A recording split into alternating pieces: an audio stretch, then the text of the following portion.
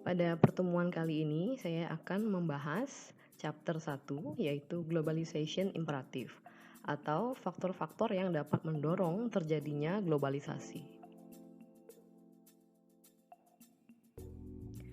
Poin-poin yang akan dibahas dalam pertemuan kali ini terdapat 3 poin utama, yaitu yang pertama adalah mengapa pemasaran global atau internasional menjadi hal yang tidak dapat terhindarkan. Poin yang kedua adalah konvergensi dan divergensi pada pasar konsumen. Poin ketiga adalah evolusi dari pemasaran global. Dan yang keempat, terdapat appendix yang terdiri atas bacaan-bacaan lanjutan bagi mahasiswa yang ingin mempelajari lebih dalam mengenai pemasaran global. Sebelum memasuki materi utama, perlu saya sampaikan beberapa poin introduction atau materi-materi perkenalan terkait dengan terms atau istilah yang akan kita gunakan di slide-slide berikutnya. Yang pertama adalah apa definisi dari globalisasi, terutama pada aspek perdagangan, yaitu adalah kelancaran arus perdagangan barang dan jasa antar negara. Sebetulnya aktivitas pemasaran global atau internasional sudah terjadi sejak beberapa abad sebelumnya yang tercatat di beberapa peradaban.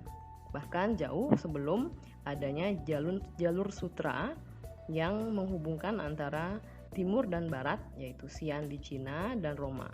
Jadi jalur ini merupakan jalur yang ditempuh oleh pedagang untuk mendistribusikan sutra ke berbagai negara.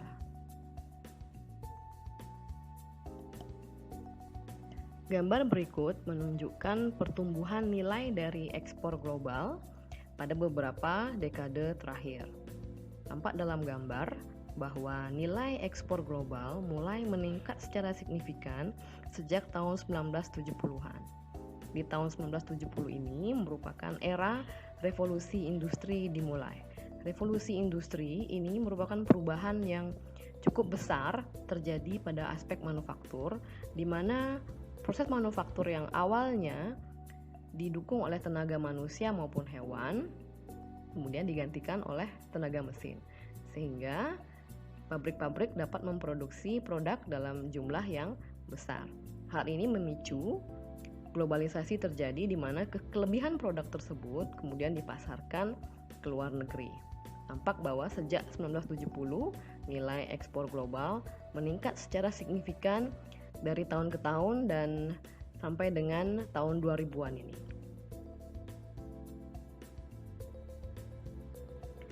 Hal yang juga perlu diketahui adalah keberadaan negara-negara dengan pasar berkembang yang mendorong terjadinya globalisasi. Negara berkembang diantaranya termasuk Indonesia, Brasil, Argentina, South Africa, dan seterusnya seperti yang ditampilkan dalam slide. China, Taiwan, dan South Korea sudah menjadi negara maju. Adapun indikator dari negara berkembang adalah negara dengan tingkat pertumbuhan ekonomi yang cukup tinggi per tahun. Seperti contohnya Indonesia dengan tingkat pertumbuhan ekonomi 5% per tahun sebelum tahun 2020.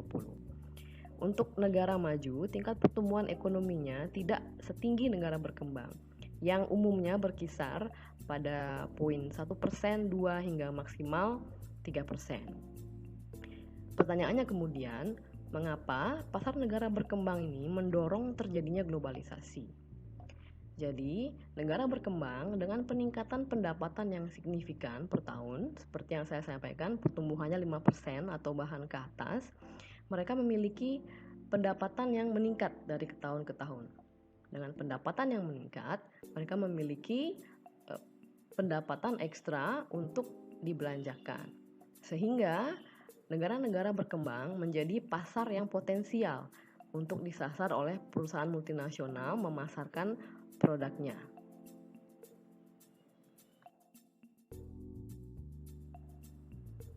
Kita masuk ke materi utama, yaitu yang pertama, alasan mengapa pemasaran global menjadi hal yang tidak dapat dihindarkan.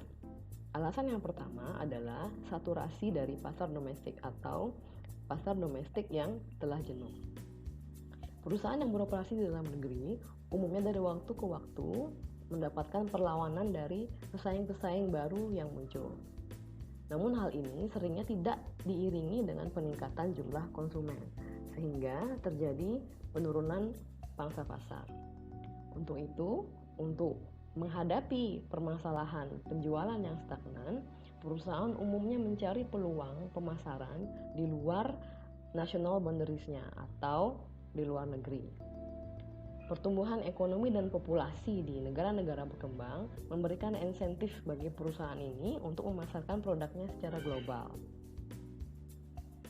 Kemudian, alasan yang kedua, mengapa pemasaran global menjadi hal yang tidak dapat dihindarkan adalah karena kompetisi global yang semakin intens. Pasar global saat ini dipenuhi oleh begitu banyak pemain perusahaan multinasional yang bersaing mendapatkan konsumen. Untuk dapat bersaing dengan perusahaan-perusahaan multinasional ini, suatu perusahaan perlu juga memasuki pasar global dan meningkatkan jaringan penjualannya ke semakin banyak negara. Untuk apa? Karena dengan peningkatan penjualan, perusahaan memperoleh sumber daya materi yang cukup untuk mendanai aktivitas-aktivitas seperti research and development, sehingga perusahaan dapat melakukan riset untuk semakin menyempurnakan kualitas produk, kualitas layanan, dan melakukan inovasi. Hal ini dilakukan untuk memenangkan persaingan, karena dengan produk yang unggul dan juga inovatif, tentu konsumen akan tertarik membeli dan ini meningkatkan pangsa pasar. Jadi intinya, untuk dapat berkompetisi dengan pemain besar, dibutuhkan sumber daya yang besar pula.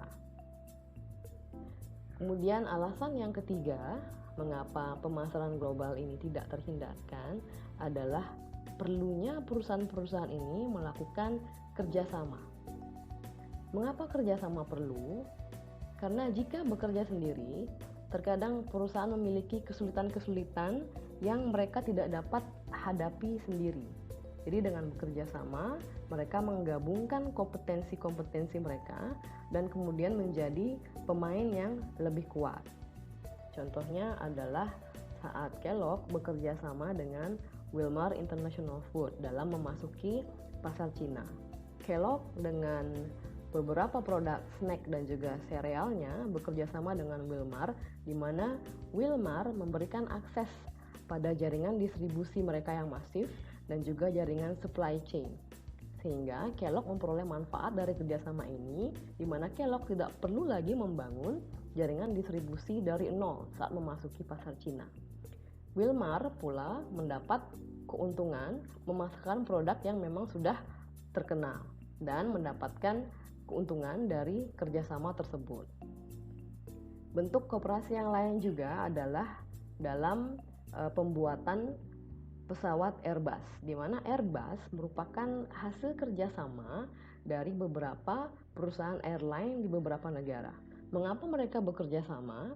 Karena saat ini biaya untuk melakukan research and development, apalagi untuk produk seperti pesawat, sangat tinggi, sehingga tidak mungkin bagi satu perusahaan saja untuk mengembangkan suatu armada penerbangan yang inovatif.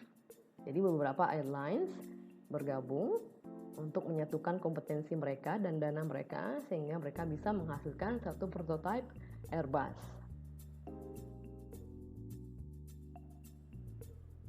Alasan berikutnya adalah revolusi internet. Jadi dengan perkembangan komunikasi satelit, konsumen-konsumen di negara berkembang, mereka cukup familiar dengan merek-merek di pasar global. Jadi mereka menyimak informasi mengenai merek tersebut melalui berbagai media di internet. Dengan familiaritas ini, muncullah demand atau permintaan atau keinginan konsumen untuk memiliki brand-brand global tersebut. Adanya permintaan ini kemudian mengundang atau menarik pemain multinasional untuk masuk memasarkan produknya ke negara-negara berkembang ini. Seperti yang kita tahu, dalam negeri terdapat beberapa brand-brand dari merek global yang sudah masuk dan bahkan banyak di pasaran. Contohnya di industri fashion, tidak hanya merek-merek lokal, namun juga terdapat merek-merek global seperti Mango, Zara, dan sebagainya. Di kebutuhan makanan, produk-produk makanan juga kita temui berbagai merek-merek global telah memasuki rak-rak supermarket kita di dalam negeri. Walaupun suatu perusahaan beroperasi secara domestik, perusahaan tersebut tidak bisa menghindari tekanan persaingan dari seluruh dunia. Mengapa? Karena dengan adanya internet, konsumen cukup familiar dengan brand-brand yang ada di luar negeri dan dapat melakukan pembelian secara instan, secara online terhadap produk-produk global tersebut. Sehingga perusahaan domestik tidak hanya bersaing dengan perusahaan di dalam negeri, namun juga dengan perusahaan-perusahaan yang bergerak secara global. Gambar ini menunjukkan perkembangan 100 perusahaan terbesar di dunia dan negara asalnya. Seperti yang kita lihat pada tabel, pada tahun 1970, mayoritas perusahaan terbesar di dunia berasal dari Amerika. Kemudian disusul perusahaan dari negara maju lainnya, yaitu Jerman, Jepang, Prancis, dan Inggris.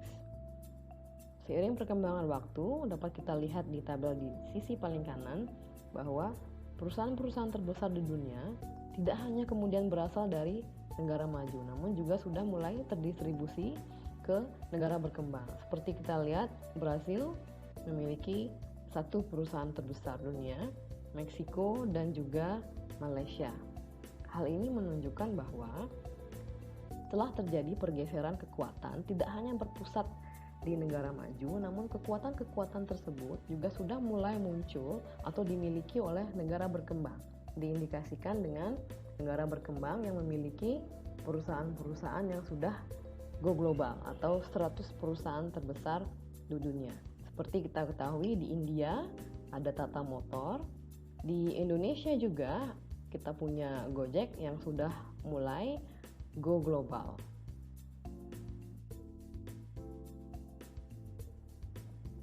Kita masuk ke materi yang kedua, yaitu konvergensi dan divergensi pada perilaku konsumen. Kita akan membahas yang pertama, yaitu konvergensi atau perilaku konsumen di seluruh dunia mulai serupa. Poin yang pertama, yaitu pendapatan per kapita merupakan indikator penting dari perilaku konsumen. Saat pendapatan per kapita satu negara atau masyarakat satu negara lebih rendah daripada level tertentu, mereka hanya bisa memenuhi kebutuhan pokoknya seperti makanan, pangan, sandang, dan papan. Kemudian, saat pendapatan per kapita naik di atas level tertentu ini ditentukan oleh harga basket of goods di satu negara atau biaya hidup di satu negara. Jadi, saat pendapatan per kapita sudah melampaui level tertentu tersebut, konsumen atau masyarakat satu negara mulai memiliki porsi disposable income yang meningkat, yang mereka keluarkan atau spending untuk hal-hal yang bersifat leisure atau untuk memenuhi kebutuhan sekunder dan tersier. Dengan pendapatan yang meningkat, masyarakat di seluruh dunia memperoleh akses yang lebih baik terhadap fasilitas pendidikan dan juga akses yang lebih baik terhadap informasi. Dengan level pendidikan yang sama dan juga dengan media-media yang mereka simak, mereka memiliki kebutuhan yang sama di seluruh dunia.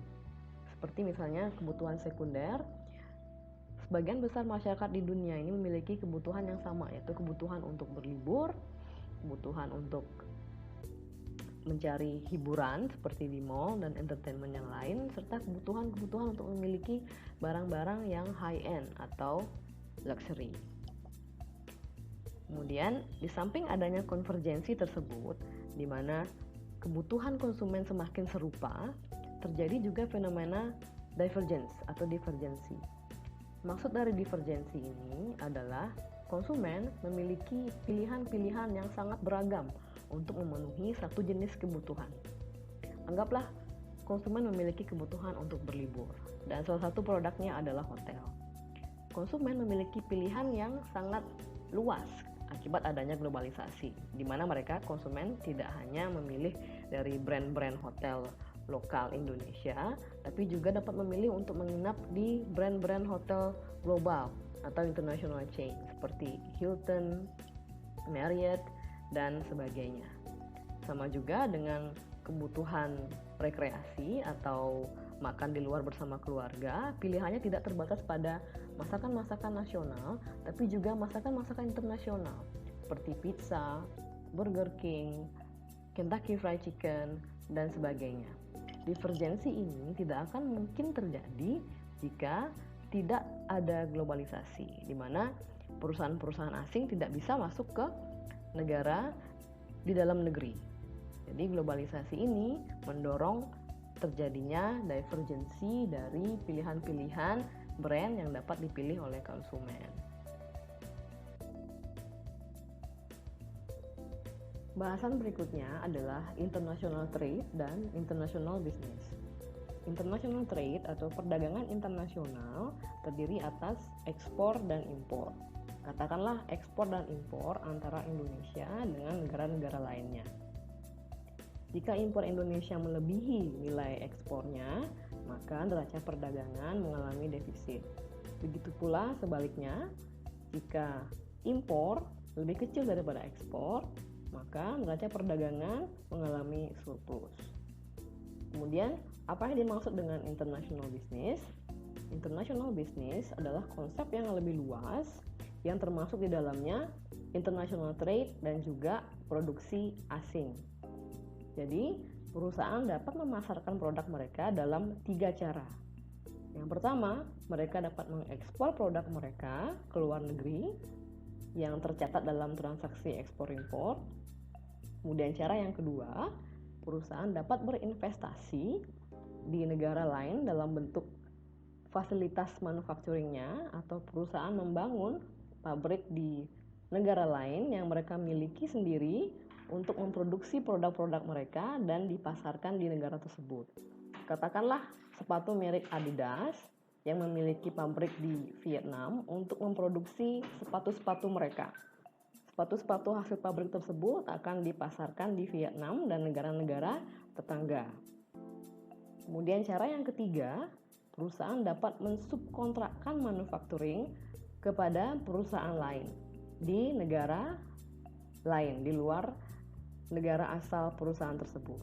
Katakanlah Apple yang mengkontrakkan atau mensubkontrakkan manufacturing dari smartphone-nya ke salah satu perusahaan di Cina untuk memproduksi smartphone mereka yang akan dipasarkan ke seluruh dunia. Di subkontrak ini dapat dilakukan melalui licensing atau perjanjian joint venture.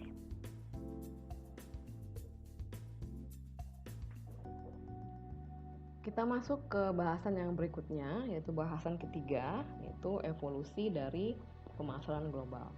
Sebelum kita membahas mengenai pemasaran global, perlu kita bahas terlebih dahulu apa itu marketing dan ruang lingkupnya. Jadi seperti yang ditampilkan pada slide, marketing atau pemasaran meliputi kegiatan perencanaan konsep produk, perencanaan penetapan harga, program promosi, dan juga distribusi produk kepada konsumen. Jadi semua kegiatan ini ditujukan untuk menciptakan kepuasan konsumen dan loyalitas konsumen. Di intinya, pemasaran bertujuan menciptakan produk dan layanan yang bernilai bagi konsumen. Bernilai maksudnya adalah dari segi benefit, produk atau layanan tersebut lebih tinggi daripada cost yang harus dibayarkan atau cost dalam bentuk yang lain. Marketing juga lebih dari sekedar menjual dan melibatkan lebih banyak pihak-pihak, yaitu stakeholder. Jadi pemasaran secara holistik tidak hanya bertujuan untuk meningkatkan kepuasan konsumen dan juga menciptakan profit bagi perusahaan, tapi juga bermanfaat atau bernilai bagi stakeholder. Stakeholder adalah pihak-pihak yang memiliki kepentingan terhadap operasi perusahaan. Contoh dari stakeholder, contohnya adalah karyawan. Jadi upaya pemasaran setidaknya juga mampu memenuhi kebutuhan dari karyawan seperti gaji yang layak dan jam kerja yang layak. Stakeholder yang lain adalah masyarakat sekitar, di mana dari operasi perusahaan, masyarakat diharapkan memperoleh benefit atau nilai dari aktivitas perusahaan tersebut. Katakanlah suatu rumah sakit, mereka mengadakan general check up gratis bagi masyarakat sekitar. Hal ini disebut sebagai kegiatan CSR atau Corporate Social Responsibility. Bentuk tanggung jawab perusahaan terhadap masyarakat sekitar juga adalah untuk menjaga agar perusahaan tidak membuang-buang limbah yang dapat membahayakan lingkungan masyarakat sekitar, yang dapat memasuki sumber air masyarakat. Contohnya, stakeholder yang lain adalah pemerintah, di mana pemerintah juga memiliki kepentingan terhadap operasi perusahaan dalam bentuk pajak yang dapat disetorkan oleh perusahaan pemerintah untuk mendanai pembangunan infrastruktur dan fasilitas-fasilitas yang lainnya. Stakeholder pemerintah juga mendapat manfaat dari adanya operasi perusahaan, yaitu dengan dibukanya lapangan pekerjaan bagi masyarakat sekitar, di mana hal ini dapat mendorong peningkatan pendapatan dan aktivitas ekonomi di daerah tersebut.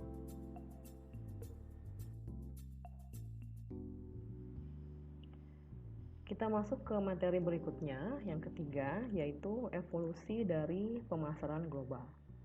Di sini saya akan menjelaskan tahap-tahap yang dilalui oleh pemasar hingga pada akhirnya menerapkan pemasaran global. Yang pertama adalah domestic marketing.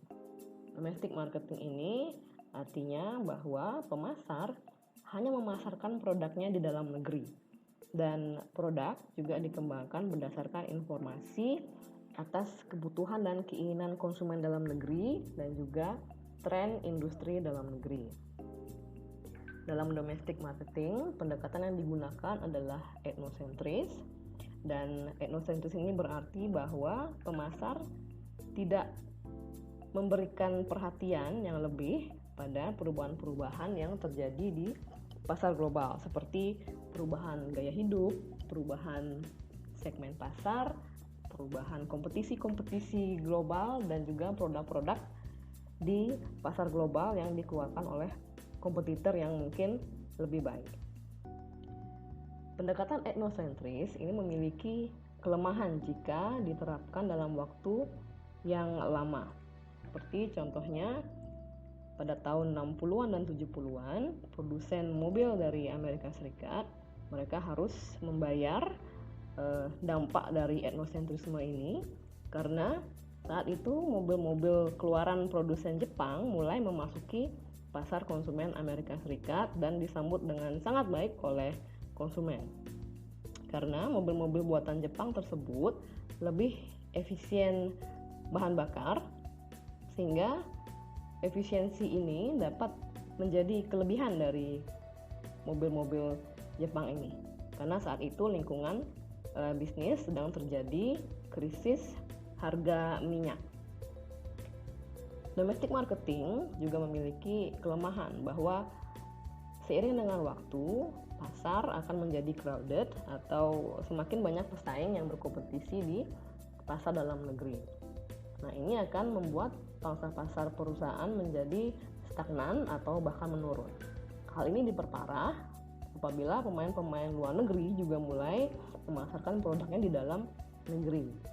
Sehingga untuk mencari perkembangan penjualan, pemasar perlu untuk melihat peluang pasar di luar negeri atau memasarkan produknya ke luar negeri. Sehingga pemasar kemudian beralih ke export marketing atau memasarkan produknya dengan cara mengekspor. Ekspor sendiri terdiri atas dua metode, yaitu yang pertama adalah indirect. Indirect ini adalah saat perusahaan mengandalkan export management companies atau trading companies untuk menangani bisnis ekspor mereka. Metode yang kedua adalah direct exporting, di mana di sini perusahaan menangani sendiri ekspor bisnisnya atau proses ekspornya.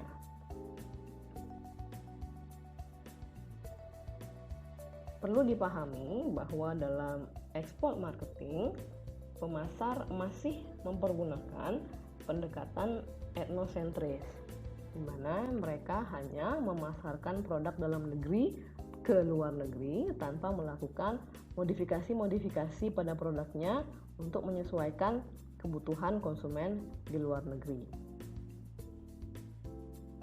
Ekspor marketing ini memiliki kelemahan karena produk yang dipasarkan ke luar negeri tidak diberikan modifikasi untuk menyesuaikan dengan kebutuhan pasar luar negeri, maka tingkat penerimaan produk di pasar luar negeri itu dapat menjadi kurang baik. Sehingga atas kelemahan ini, perusahaan kemudian beralih ke teknik atau pendekatan international marketing. Pada pendekatan international marketing, pemasar mempergunakan pendekatan polycentric, di mana pada pendekatan ini perusahaan menyadari adanya perbedaan-perbedaan budaya dan perbedaan-perbedaan lain antara konsumen di dalam negeri dan juga konsumen di luar negeri.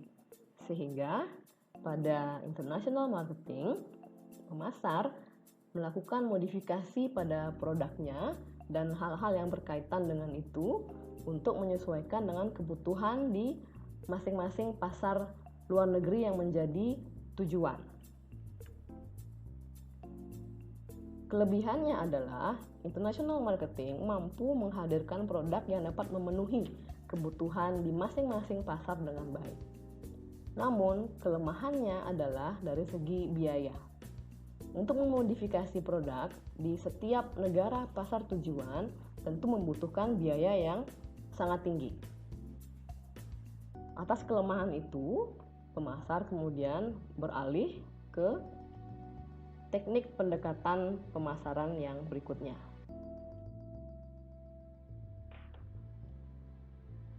Pendekatan pemasaran yang berikutnya adalah pemasaran multinasional.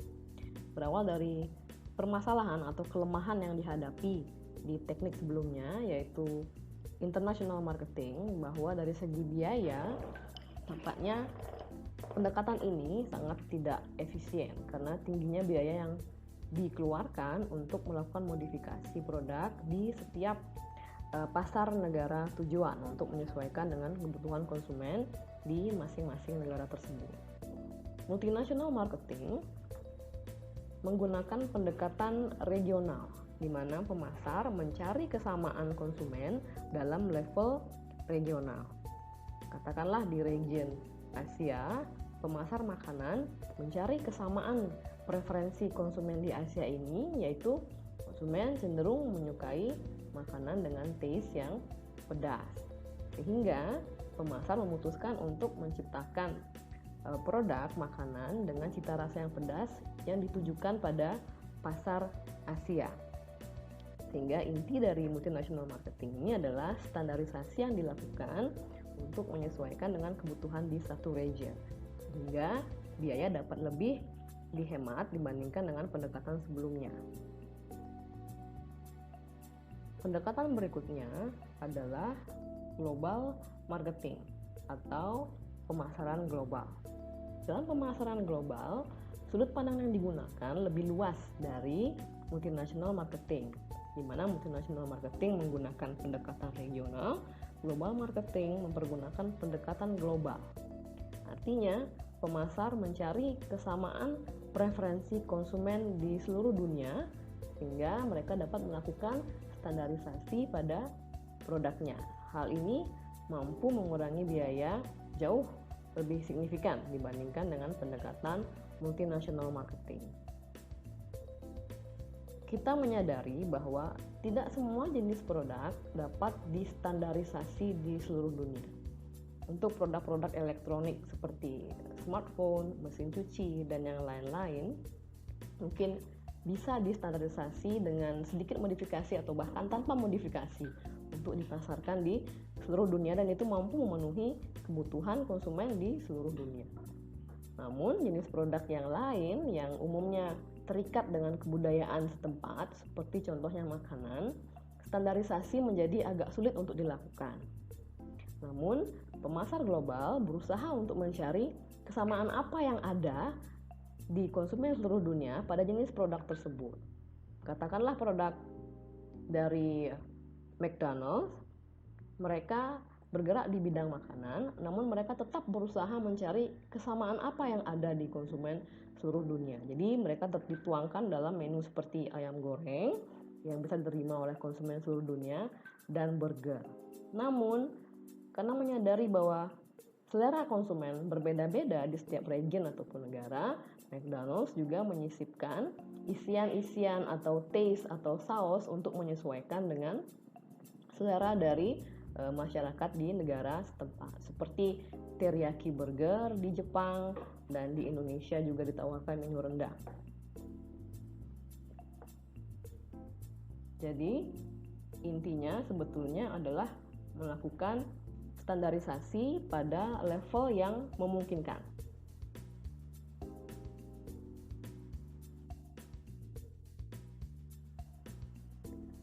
Pada gambar ini dijelaskan rangkuman mengenai transisi atau tahap evolusi pemasaran global.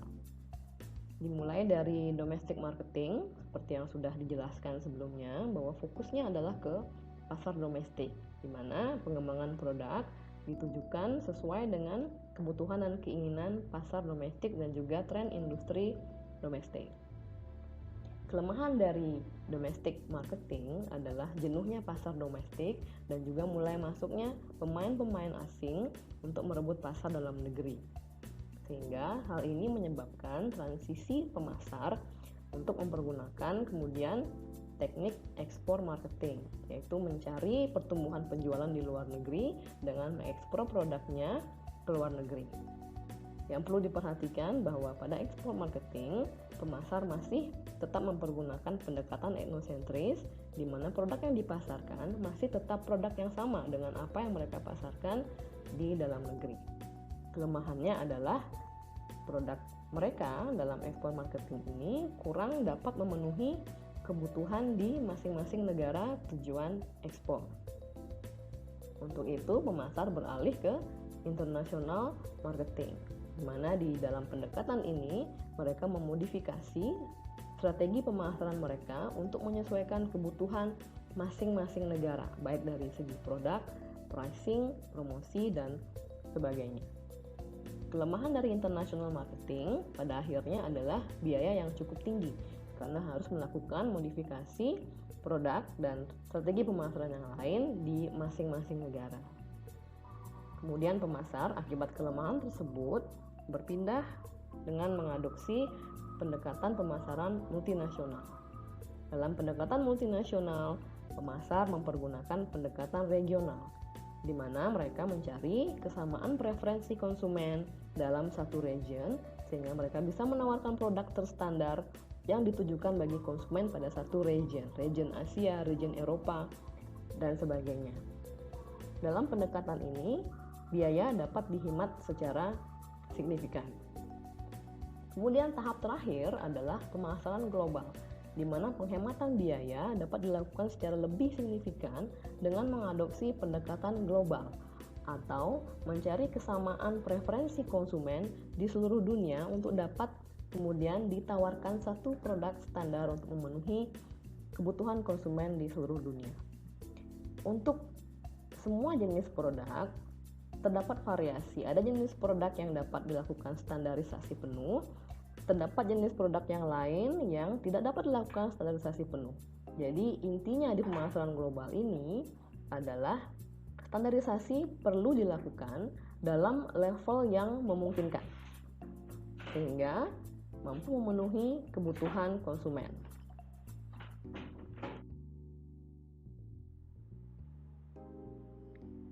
Perlu saya sampaikan pada bagian appendix, mahasiswa dapat menemukan atau membaca berbagai teori-teori yang berkaitan dengan perdagangan internasional dan perusahaan multinasional. Jadi untuk menambah pemahaman mahasiswa dapat menyimak bacaan-bacaan yang ditampilkan di appendix pada buku referensi yang sudah saya sediakan.